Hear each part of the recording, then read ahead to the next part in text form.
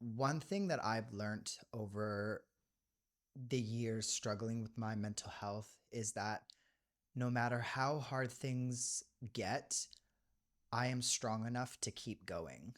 And that is my message to you listening. I know things can feel like they are so incredibly hard, like the walls are caving in. I know the feeling of being so unhappy that you just feel exhausted all the time. You feel paralyzed and you feel like you're just going through the motions. But I also know the strength that we have within ourselves. And that is my message. My message is to please keep going and to find that strength however you can. In March 2027, I will be running 14 marathons in 7 days. That is two marathons every day for 7 straight days. And this is not just about me, this is about bringing awareness to mental health, bringing awareness to the hard and how we can push past the hard and how we can move forwards. I am doing this for the Breakthrough Foundation, a incredible foundation and charity here in Adelaide that raises funds and awareness for mental health. They fund amazing research around mental health. We are not going to be able to tackle depression, mental health, um, suicide, all of these things that people struggle with unless we know a little bit more about it. And that's what Breakthrough Foundation helps with. So I am so proud to be working with them over the coming 6 or 7 months until March. And yeah, that is essentially what I am going to be doing in March. I feel like as a young boy, sport is supposed to be the place where you go to grow, where you go to feel accepted, where you go to find yourself. But for me, it was the exact opposite. For me, it was something that I was put in, and it was something where I built walls, where I started to hate myself, and where I questioned whether I belonged. Um, Sport was somewhere um, where every single day going into that locker room was hard. Um, it was where I was taught day after day after day that there's something wrong with me, that I don't belong, and that I don't have a place. And unfortunately, those walls are still something that I'm trying to um, tear down right now, still as a 31-year-old. Um, and that's difficult because when you are taught at a young age from your peers, from society, that you aren't right, that something is wrong with you, leaves such a lasting effect on you. And it left such a lasting effect on me. I think that feeling that there was something wrong with me was something that I carried with me throughout. I mean, I feel like just until the last couple of years, to be honest, it was a feeling that was just embedded in me throughout high school, throughout my early adulthood. And I adopted principles to try and hide.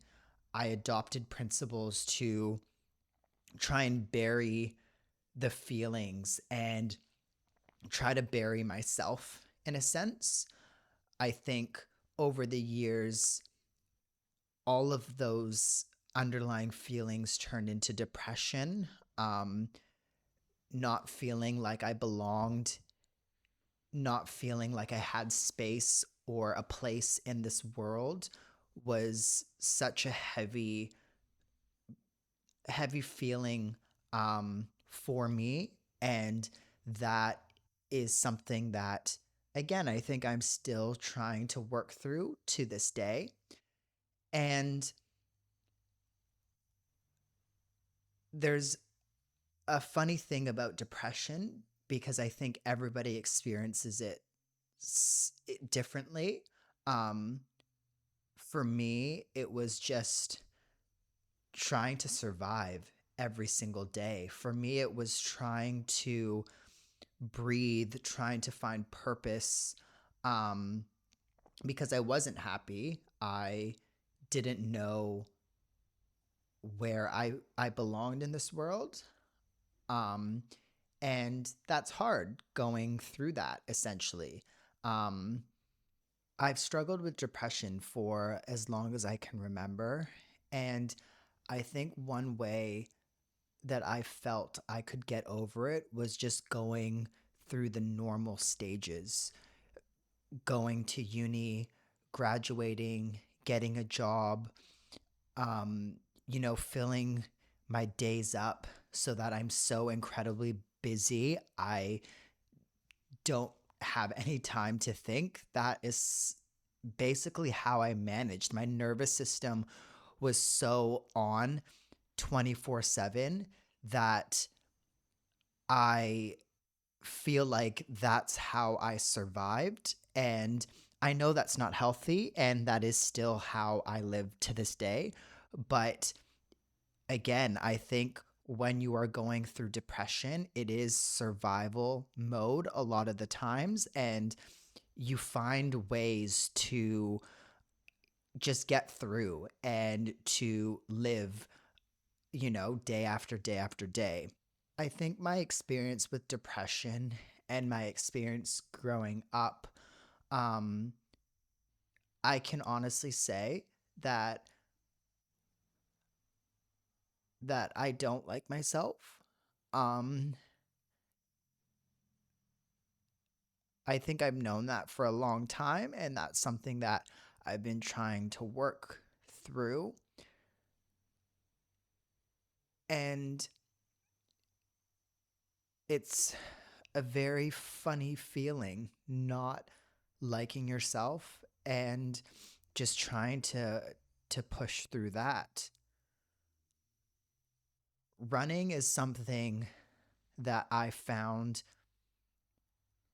my relationship changed with over my early 20s. It's something that I grew up with. It was something that I've always kind of done.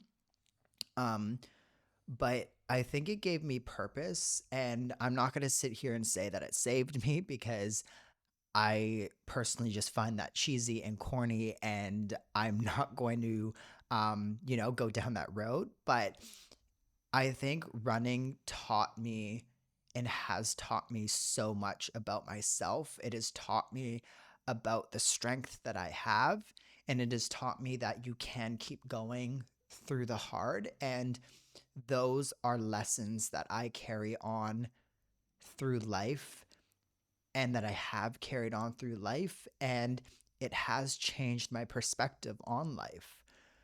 And that is why I am doing this. I am doing this because I want people to know that I know what it's like to feel sad. I know what it's like to feel that things are hard. I know what it's like to feel like you don't belong and that you can't keep on going. But I also know what it's like to feel strong, to feel so incredibly tired and weak, but still push through and still just get to that next moment, to that next stage.